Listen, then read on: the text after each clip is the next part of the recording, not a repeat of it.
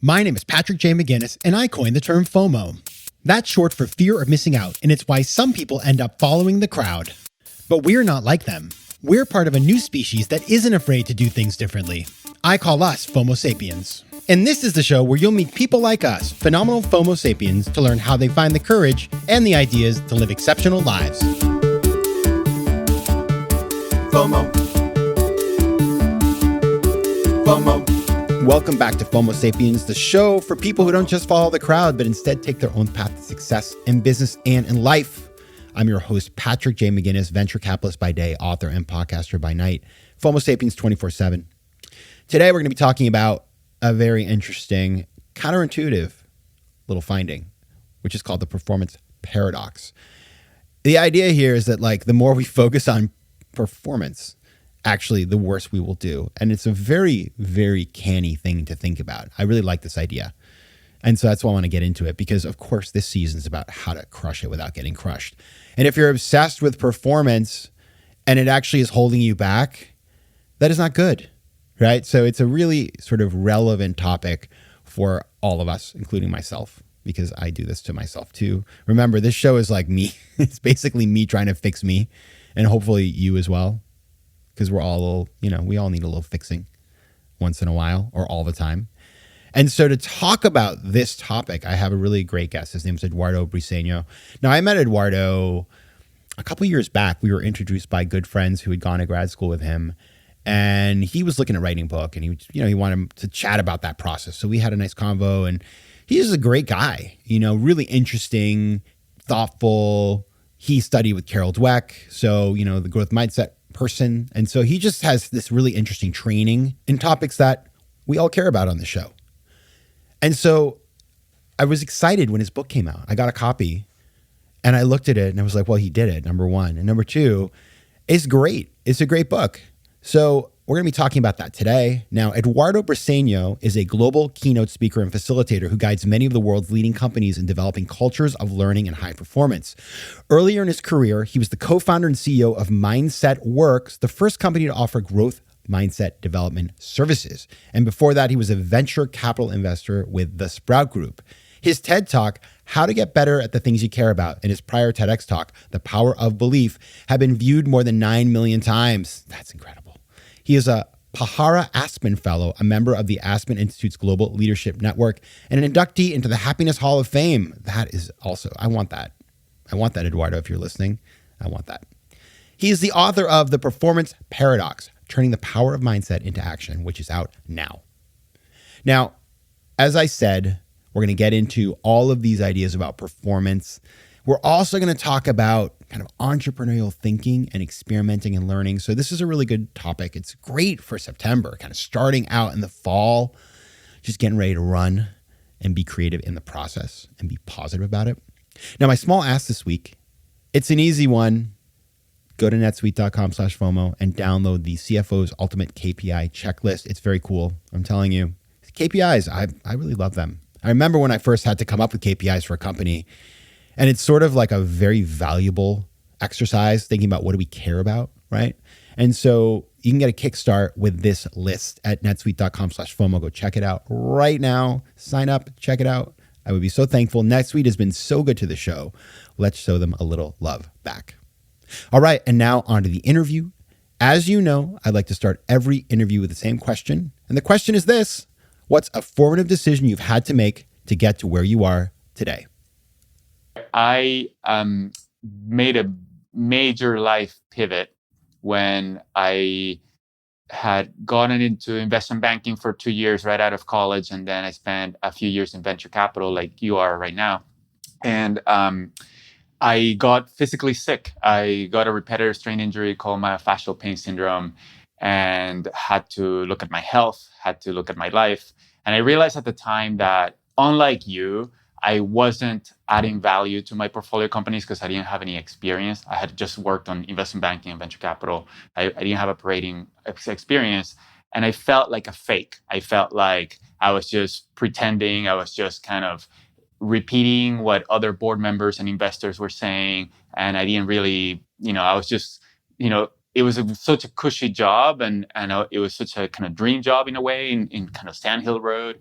and the people were really nice, and it was amazing to like listen to entrepreneurs all the time. But I realized that I might become disabled. I might not be able to use my hands. And without my hands, I was realizing I'm not really making a difference on anybody else's life. If somebody else has this job that I have now, these same companies are going to get funded. These entrepreneurs are going to get even better advice. And so that's what led me to go in a journey to learn how to heal, but also go on a journey to figure out how can I live life in a way that I feel like I'm being a good steward of life and that I'm having a meaningful life. And that's what led me to grad school and to the work that I do now. Yeah, you're such a FOMO sapiens. I love it. FOMO sapiens, we don't just follow the crowd. It's because it's so tempting, right? When you walk away from those industries where, like everybody wants to be in them and people are like, why wouldn't you want to do that? Right. But you know why. But you still, even though you know why you don't want to do it, you still have to find the thing that you're going to do next, which is like, that's a whole thing that we talk about all the time on the show. It is powerful. Now, the good news is for the universe that you did decide to take a different path, and you've come out with a new book called The Performance Paradox. And it's a really exciting read. So this is a big moment. I want you to talk about, let's just get started. Let's jump into the topic. Folks listen to the show are hard workers. They're folks that work in entrepreneurial ventures, corporate world. They're doing a million things. And yet you talk about this notion of performance in a totally different way than, the standard. It's counterintuitive, right? Talk about what it means, this term performance paradox. Yeah, performance paradox is kind of a counterintuitive phenomenon that if we fixate only on performing, our performance suffers. Our results go down if we're so focused on driving our results. And the way to a way to understand this is if we kind of take it out of our context and think about what are great performers in domains where performance can be objectively measured, and how do they get so good at performing? And we tend to think that the way somebody gets really good at something is by spending a lot of hours doing that thing. Like if you want to get great at tennis, you just play a lot of games of tennis. If you want to get great at chess, you just play a lot of games of chess. But there's lots of research that shows that the best people at those things, they don't play a lot of games. They actually do something very different. So if you're an athlete, you're playing a championship final, you are having trouble with a difficult move that is leading you to make mistakes, you're going to try to avoid that move during that match. But then after the match, you're going to go to your coach and say, Coach, I have to work on this move. And so that's a very different activity, different area of attention and focus than what we do during the game. And the reason these people become so good is because they spend a lot of time working on improvement, which is what I call the learning zone. And that allows them to excel in the performance zone when they're in the match trying to win. And what happens to a lot of us is that we get stuck in the performance zone, right? We're always just trying to get things done as best as we know how, trying to minimize mistakes, and that leads to stagnation. And there's a lot of situations where, like, for example, entrepreneurship, if you're kind of applying the lean startup in your startup, you are learning a lot, you're experimenting a lot, you're doing A/B testing. And so you are applying the learning zone to certain things, but often we have learning zone blind spots where we might not be applying the learning zone to our relationships with our colleagues, for example, or to our well-being, or to other parts of our work or life, our leadership, that where we might just be chronically performing, and that might be hindering our results. Okay, so let's get into some examples here. Like, I want you to paint me the picture of somebody who is doing this the wrong way. Like, what does it look like, and what is the outcome of that? Sure. So one of the people that I interviewed and talk about in my book, his name's Gino Barbaro. He was he came from a family of restaurant owners. He was a kind of first generation to go to college, and he started his own restaurant after he graduated college, and he thought he knew how to run a restaurant. So he worked really hard, and he worked 70-hour, 80-hour weeks every week for many, many years.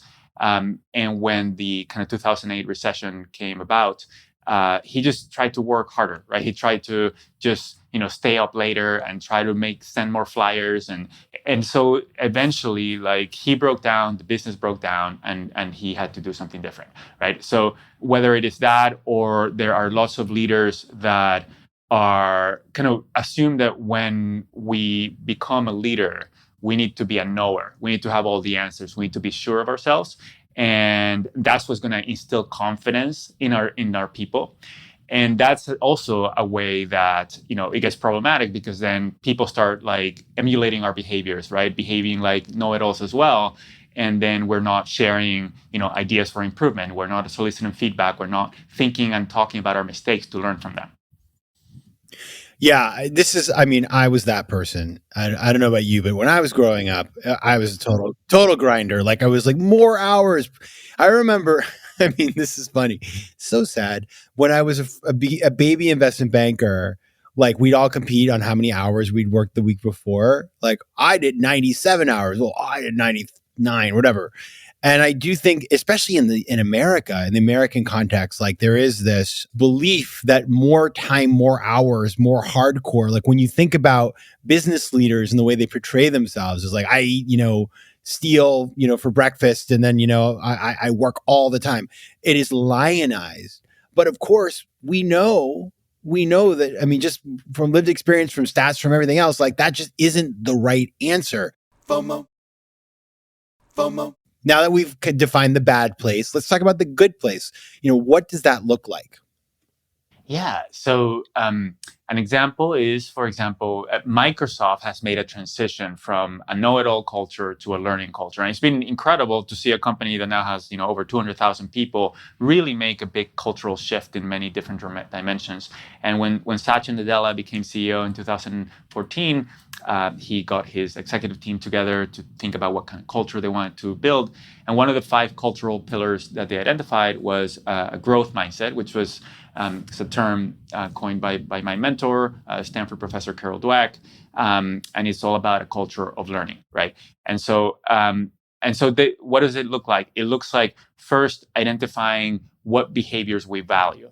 We value asking questions and soliciting people's ideas. We value experimenting with things that might not work and taking smart risks. And celebrating the risk taking, the smart risk taking, not just the achievement. Sometimes leaders kind of want people to take risks, so they talk about the importance of taking risks, but then they only celebrate when those risks turn out to be as we hoped, right? And so then that leads people to be risk averse, because they only want to take risk when they think that it's going to pan out, which is not really a risk. That's the definition of a risk.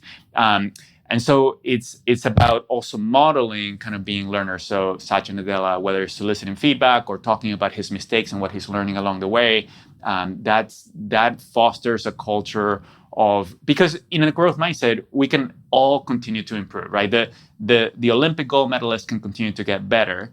And so we need to kind of teach our people. I think great leaders are great teachers. And we need to kind of teach our people and develop a common understanding that feedback is not, for example, a sign of incompetence, and it's only people who are failing need. Feedback is something that anybody needs and wants, and that the best people in the world use it all the time to get even better, right? So we want to be using feedback all the time, and it's not a sign of weakness, as an example. Or thinking about mistakes, and mistakes on one hand are things that we can learn from. On the other hand, they lower performance. And so when do we want to take risks and make mistakes and learn from them? When do we want to try to avoid risks and be in the performance zone? And just being clear about how we want to behave when, and how we want to collaborate both for learning and for performance. Yeah, I think about, it's like feedback or like coaching. It's kind of like vitamins. Once upon a time, the vitamins they were for the sick people. It's like, oh, this person is really unwell, let's give them vitamins to get him better. Nowadays, it's the strong people. Like, I read this article about Ray Kurzweil. And by the way, I'm nobody like you can fact check me, America, and the world, because I'm not claiming that I have all the details, but I believe what I read in this article was he takes like 200 pills a day, supplements of a million kinds. I take supplements. You probably take.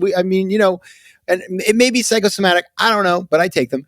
But it's, it's the strong people now who, when you go to a high performing organization, the senior people like Satya and others, they all have coaches. It's not because he's failing, it's because he's important and he needs to, embrace the growth mindset and do even better and be sustainably doing it and, taking care of all the elements of his personality. So this all makes a ton of sense. Now, you talk about two types of learning by doing and learning while doing. I don't know which it is. And I'm curious, tell us about that, because it's it's one word, by doing or while doing. What's the difference? Yeah. So we often talk about learning by doing. I'd like to learn by doing. And the people who do that well, I think, do it well, and they understand how to learn by doing. But the term implies that all we need to do is do. And as a result of that, we'll get better if we just spend a lot of hours doing, executing, performing. And that's not how learning works. So the people, kind of the theorists and the pioneers of experiential learning, they talked about experiential learning as a cycle. We kind of we observe the consequences of what we're doing. We develop a theory of how the world works, and we figure out what we're going to experiment with next.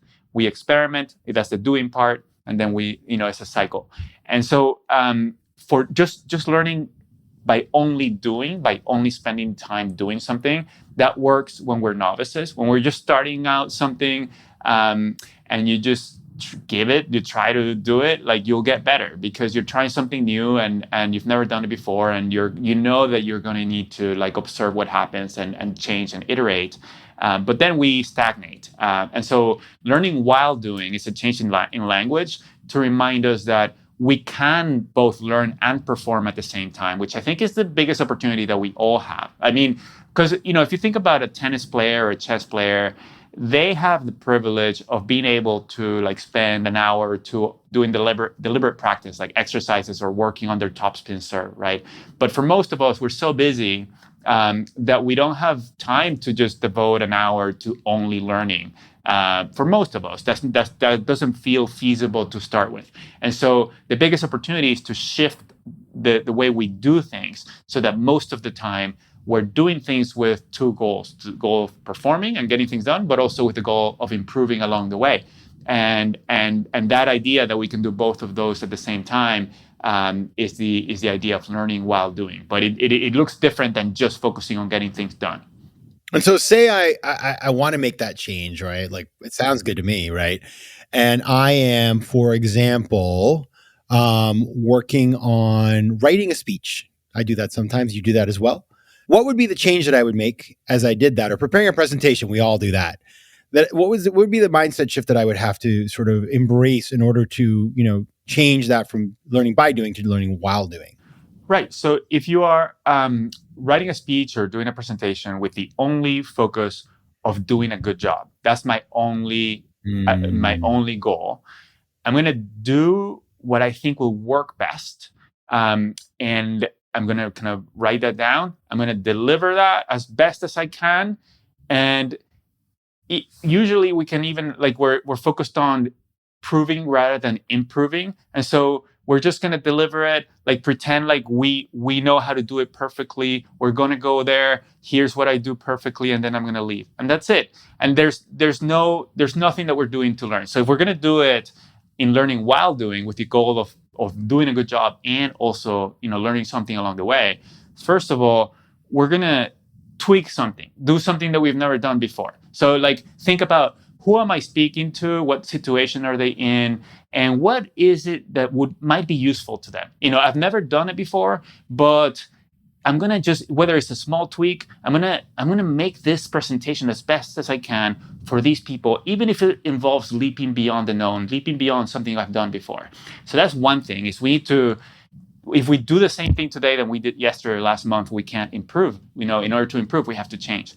So tweaking something and then observing, did that work well or that didn't work well? And then I would say that the biggest kind of change, that opportunity that most of us have, is to solicit feedback. Is to whether when I do keynotes, I often use live polling. and I embed when there's time at the end in the session, I embed feedback in the polling, and I make that public. So throughout the session, people are answering questions, and even at the end, when I'm asking them what can I improve, we are looking at what people are writing real time, and I'm responding to it because I want to send a message that feedback is normal, is something that we can all benefit from, right? But whether it is that way or afterwards, like speaking with a few people who were there and asking them, hey, how did that land? And what can I do differently? What worked well so that I can know to continue doing it? There's somebody, a friend of mine, when he's doing presentations, he likes to have what he calls a feedback ally in the room. Somebody who he says, hey, you're going to be there. Can you please observe so you can give me feedback afterward on one thing I could shift? FOMO.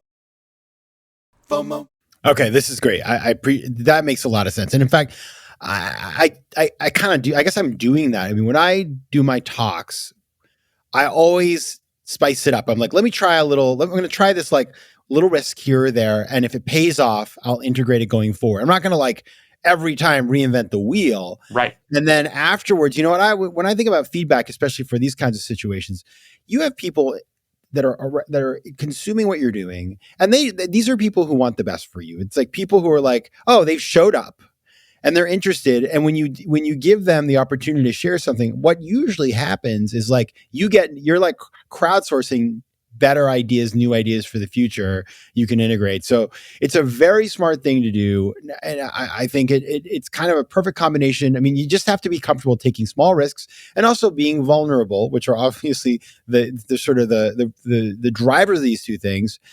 But it makes a lot of sense. And we're thinking about small risks. Eduardo, this book is wonderful. I have a favorite part. I bet you can't guess what it is. I do. I bet I can. My favorite part is when you're talking about learning zone strategy number 2. Everybody, learning zone strategy number 2. It's going to be your favorite part of the book, maybe, because we talk about, thankfully, Eduardo mentions FOMO Sapiens podcast, as well as one of our friends, Luke Holden of Luke's Lobster, way back from like season 2 or 3. And you talk about the notion of learning big by experimenting small. So we just kind of hit on that a little bit, but talk about it a little bit more, because that is something that, is in the DNA of all the folks who are listening to this show right now. Absolutely, and thank you, Patrick, for supporting me. When I was working on this book, I asked for your help, which is another learning zone strategy, right? It's just you've gone through this journey twice before. Share what you know, what advice you have, and that's another kind of example of not just jumping to writing, but hey, what have you learned, and what can I learn from you? And so one of the things that you point out is you pointed me to Luke, and in his episode with you. He talks about one of the experiences he had at Luke's Lobster, where they wanted to expand. They raised a round of private equity, and they also asked for advice to industry experts. And in kind of the restaurant industry, one of the kind of best practices that's established to be effective is to when you're expanding, to expand into existing markets and existing cities rather than like spread one restaurant in lots of different cities, because that way you can concentrate your marketing into one area, right? And it's just more effective to concentrate your marketing and build your brand in a few cities rather than like disperse the marketing spend on lots of cities. So that's what they did. They did it on like a lot of the cities they were already in. And it turned out to not be that effective for Luke's Lobster, because they realized that people don't eat lobsters kind of like they eat burritos or hamburgers. They tend to do it more as a special occasion, and so they're willing to drive a little bit longer to get to the restaurant. And so when they added more restaurants in a city, they made the restaurants closer to the customers, but it didn't expand their customer base proportionally to the number of restaurants. And so, but what happened is that they said, okay, we have this idea, we're going to expand in this way, and they kind of did a big expansion, big experiment. And that experiment didn't pan out as they thought, and so they burned a lot of capital. Where if they had kind of experimented a little bit like at a smaller scale, they would have learned the lesson, faster, then they could have deployed the rest of the capital in new cities, and they would have grown faster, right? And so what happens is that sometimes when we experiment, we lose sight of what our goal is. Sometimes our goal with our experimentation is to learn, and sometimes we make the experiment to performance oriented. Like we say, okay, we're gonna try this. We're gonna try opening new restaurants, but we're gonna also try at the same time try to scale at the same time. And those are kind of mixing learning and performance at the same time. And you might choose to do that sometimes. We just want to be kind of mindful that you're blending learning and performing at the same time, and that might mean that you're going to kind of make the learning harder. Sometimes there's another example in that section where there's a food company that tried a new yogurt in a 20% of the US market, and they're really excited about this product. It was a very promising product, but once they learned what wasn't working, it just took too long to change the product. Retailers had said, like the grocery stores had said, like we don't want this product. It's taking valuable shelf space.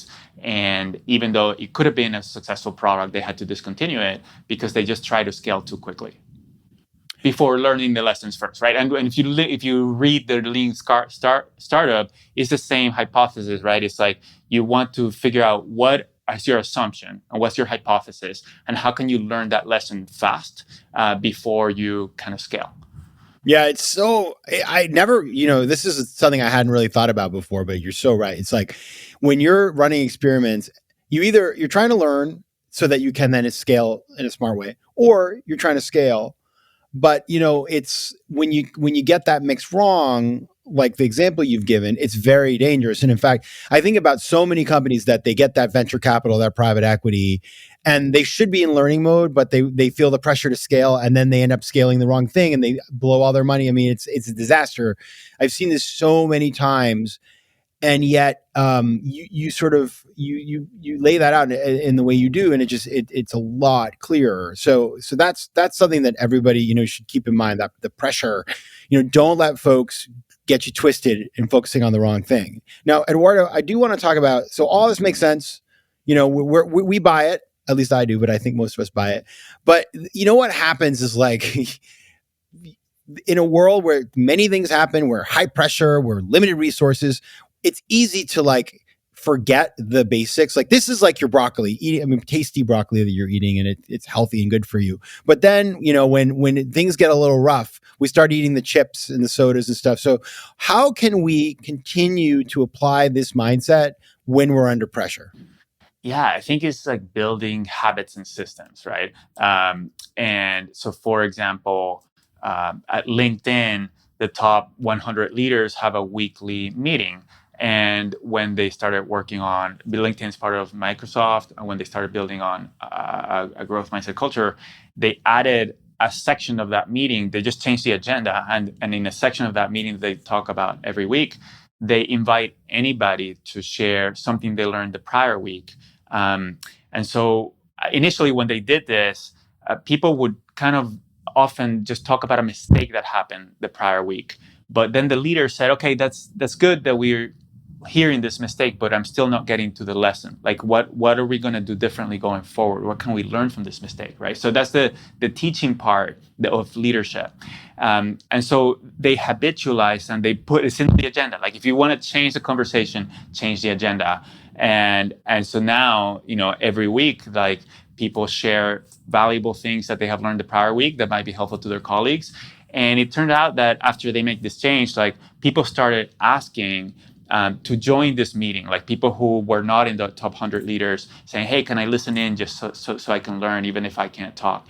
And think about, most people don't want to participate in more meetings, right? But if people are making good use of something that's going to help them do their job better and grow, that is a system, that is a habit. Or for me, every morning I remind myself of what one thing I'm working to improve. So that's a very simple thing. It's a habit. It becomes effortless because I do it every day. And it primes a growth mindset. It primes the learning zone. And it helps me kind of think about and notice opportunities to work at that thing, as I go about my day. So it's about habits and systems, I would say. Sounds good to me. All right, everybody. The book is called The Performance Paradox. If you want to pick it up, you can, of course, go to Amazon, or, your local bookstore may have it as well. If you want to learn more about Eduardo, you can go to his website. It's briceño.com. He's also active on LinkedIn. So go check him out there. And while you're there, check me out too. And Eduardo Briceño, thank you so much for being here. Great to chat with you, Patrick. Thank you for having me. FOMO. If you like today's show, please be sure to rate it and recommend it to your friends. And as always, you can find me on Instagram at Patrick J. McGinnis, on Twitter at PJ McGinnis, and on the web at FOMOSapiens.com or PatrickMcGinnis.com, where you can get all kinds of free resources to live a more decisive and entrepreneurial life. FOMO Sapiens is recorded in New York City. Theme music is by Mike McGinnis, and editing and post-production is by Josh Elstro. If you like today's show, please be sure to rate it and recommend it to your friends. And as always, you can find me at FOMOSapiens.com and at PatrickMcGinnis.com. To advertise on FOMO Sapiens, reach out to contact@FOMOSapiens.com. FOMO.